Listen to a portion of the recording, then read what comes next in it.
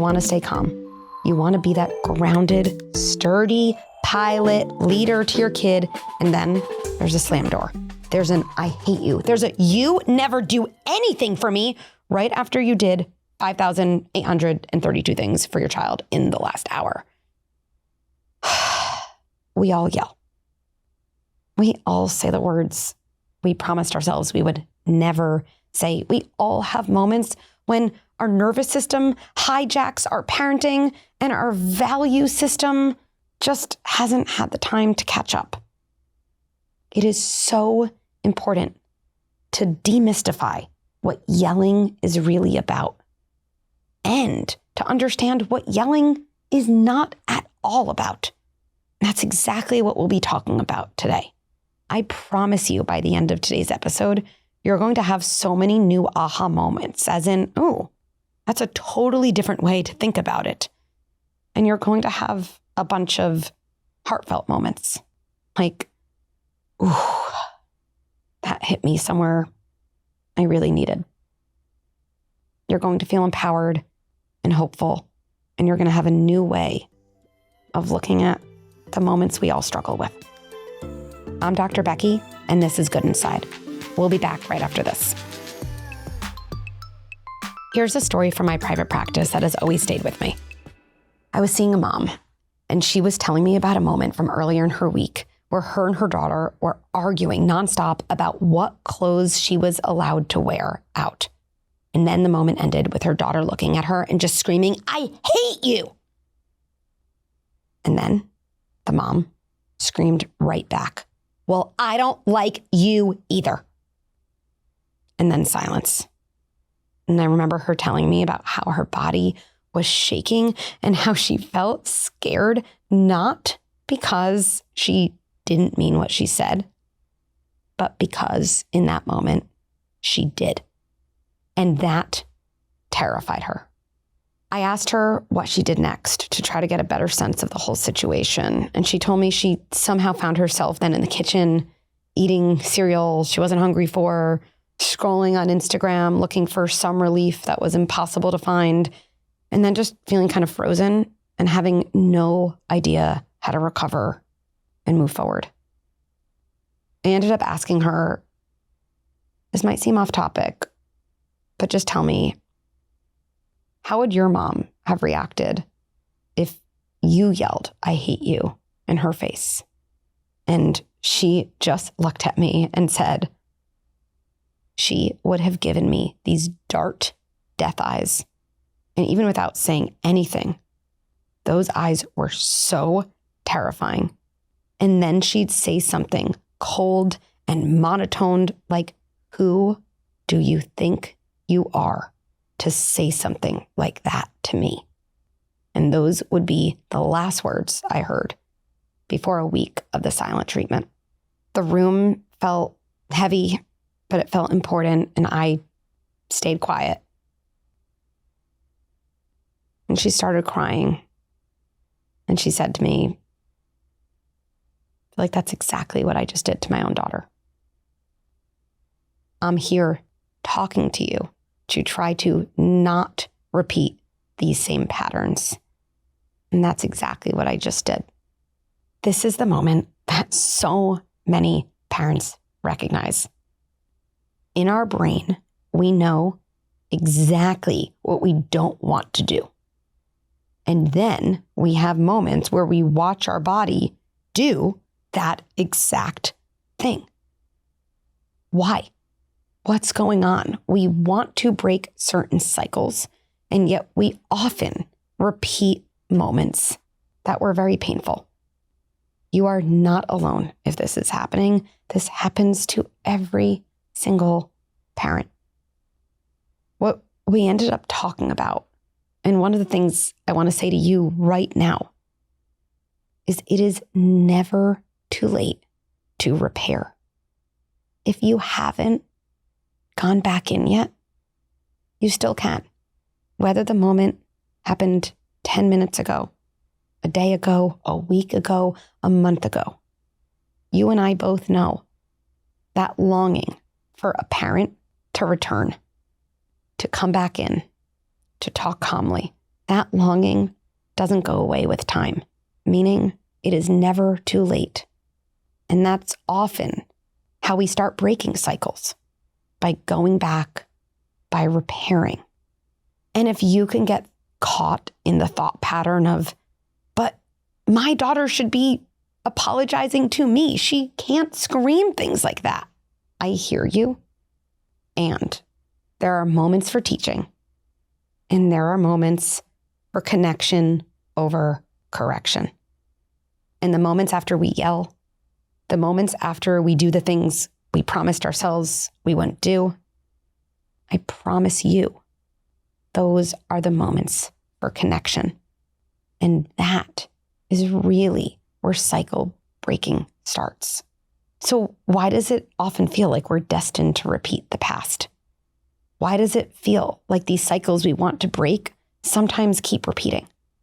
Well, a big reason is so often our nervous system steps in before our values can catch up. And that's exactly what we will be unpacking today. Let's jump into parent questions. First, sometimes I don't yell, I just go totally cold and I shut down. Is that the same thing? This is a great question. Well, it's not the same thing on the surface, but I think what this question is getting to is it's also a protective mechanism. You know, we talk a lot about fight or flight, which are two animal defense mechanisms. Yelling, right, is a version of fight. There are also other protective mechanisms like submit, freeze, and play dead. And so if you're prone to going cold, to shutting down, that probably means your animal defense response is more in the submit, freeze, play dead camp than the fight or flight camp. Fight or flight means a lot is coming out. Submit, freeze, play dead mean everything shuts down inward. And so you're noticing this is one of the ways you must have learned to protect yourself when things felt overwhelming. And while that probably was protective early on, it might not be as protective now when it sounds like you want to better communicate or more openly communicate with your kids. So absolutely, this is your version of an animal defense response. And I promise you, it's not something you have to be locked into forever. Next question, second one. I can't really picture how my parents responded when I was a kid. Is that normal? Yes, this is totally normal. And I actually think what's underneath here is unpacking the idea of memory. I can't tell you how many adults I've sat with in my private practice, and often they would come to me around some parenting struggle. It's really hard for me to stay calm when my kid is tantruming or when my kid protests a decision, but I don't remember what my childhood was like. I don't know where this response came from. Here's the interesting thing about memory. One form of memory, for sure, comes out with our words and our memories that we can actually recall. I remember my parents yelling at me. I remember how my parents dealt with my tantrums. But actually, for so many of us, that's not even our most common form of how memory gets expressed. So often, memory gets expressed in our triggered moments. How we respond to our kids when they're protesting a decision, when they're whining, when they're having a tantrum, is a memory our body has from how similar moments were responded to when we were a kid. So I guess what I'm saying is, yes, it is so normal that you don't have some coherent verbal form of memory of tough moments in your childhood.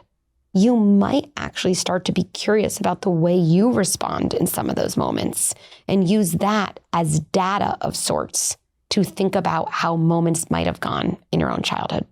Let's go to the last question today. Sometimes I think I've already traumatized my kids. I've yelled so much, the damage is done, it's too late. Is it ever too late? I tend to answer questions with a lot of nuance. I don't like to kind of peg myself to one answer, but this one I can be pretty simple about. It is never too late. And I want to share kind of an exercise of sorts that in some ways proves this more than anything I could convince you with through facts or logic. I actually did this live in my TED Talk, and I've gotten so much feedback that it was so powerful that I want to make sure I bring it to you all today. Okay, so I want you to imagine that you get a call from one of your parents. And if neither of your parents are alive, imagine you find some letter that you just saw today. Okay, here's what that letter might sound like, or here's the call. Hey, I know this might sound a little bit out of the blue, but I've been thinking a lot about your early years. There were so many moments that I think felt really bad to you. And you were right to feel that way. There were moments I yelled, said really harsh words, and you were left alone after to figure out how to recover. I'm sorry. And if you ever want to talk about any of those moments, I'd be happy to listen. Not listen to prove myself, not listen with a comeback. Just listen to better understand. I love you. I don't know many adults who hear that and say back to me, nothing, Dr. Becky, nothing. Nope, I wouldn't do anything. Now, I'm not trying to say the opposite extreme is true. I would not expect one moment like that to heal every single thing that happened that felt bad in your childhood. But there's a lot between nothing and everything. And when we say it's too late, we lock ourselves into nothing. And I think for a lot of us as adults, even now, that call would be meaningful. It wouldn't shift everything, but it would shift some things. And what I know, even though math is not my area of expertise, is that your child is younger than you. This is always true. And so if that type of moment with your parent or reading that letter would have a visceral impact on you, that is proof that it is never too late to repair and reconnect with your own kid. Your child's story is shorter than yours by the very fact that they're younger, which means it's even more amenable to change and repair. So I can say this with confidence. It is never too late. Take that first step. Repair. Listen without defensiveness. It's going to be uncomfortable, and it's going to really, really matter. Here's an important idea. Our nervous system is living in the past. Our triggered moments, that reactive scream we have when our kid says, I hate you. Yes, it's happening in the present moment, but the circuit that activates to have those words come out of us is actually a memory, a pattern from our past. Besser van der Kolk, the author of The Body Keeps the Score, maybe says it best. The body remembers even when the conscious mind does not. I know for you, your conscious mind, your value system says, when my daughter screams, I hate you, I want to be able to pause. I maybe want to be able to say, I need a moment. And then I want to come back when I'm calm and grounded, so I can intervene in a way that I needed when I was her age. Here's the thing. Our amygdala, which processes fear, reacts in milliseconds, so much faster than our thinking, logical, values-based brain can respond. And so if you're having that quick twitch reactivity, that's a sign that something from your past is actually interrupting and responding in the present. Why do we yell at our kids even though we don't want to? Why do we yell the exact words we don't want to say? Here's what I want you to think about, and it's going to sound counterintuitive at first. Our body thinks it's protecting us in those moments when we yell at our kids. Now, our body is misguided. It's not protecting us. But here's where that comes from. If you think about when you were a kid, so many of us grew up in homes where anger was disrespectful. Anger somehow meant I don't also love my parents or feel grateful for them. Anger was dangerous. Forget just I hate you. Being mad in any way equals danger. It actually threatened our attachment with our parents. We got sent away. We had a harsh punishment. Nobody talked to us for a week. So what did we learn when we were young and our bodies were wiring? Anger is a 10 out of 10 danger. Anger equals threat. Okay, then what would our body do based on that information? Well, it would adapt to protect us. Okay, I'm going to try to shut down anger. Whenever anger comes up, it needs to be shut down as quickly as possible. And how do you shut things down quickly? Harsh mechanisms. That's the only way. Fast forward many, many decades. Now it's our own child expressing anger to us in the ways kids often do because they don't yet have skills for anger. I hate you. You're the worst parent. Get out of my room. A slammed door. And we know in one part of our mind, I want to stay calm. I want to do this differently. And instead, we say the words our own parent would have said. But in that moment, your body isn't trying to betray you. It's trying to protect you. You have anger coming at you from your kid. Essentially, your body says, what do I know about anger? Is it safe? Is it tolerable? Is it manageable? Can I stay connected to someone when there's anger? Or is it bad, awful, toxic, dangerous? If you learn that, your body goes back to that old circuit. Shut it down as fast as possible. How? Through harsh mechanisms. Then your body yells at your kid. And it is kind of the set of words we don't want to say, but our body in that moment is just activating a very old circuit our past is interrupting in the present. So often we confuse two things. Understanding why we yell is not the same as condoning that we yell. Understanding that our body is trying to protect us, understanding that our past interrupts our present is actually the foundation for figuring out how to change these patterns more effectively. So I just want you to hold that in mind. My body thinks it's protecting myself. It's just trying to shut down what I learned was incredibly dangerous when I was a kid. I promise you, that's not the last step, but it definitely is a first and necessary step for change. So right now, I want to take that idea of protection and do an exercise that might feel odd, but I promise you is really powerful and important. I want you to thank the part of you that learned how to adapt when you were younger. Thank you to the part of me who noticed that anger was dangerous. Thank you, body, for storing anger as threat.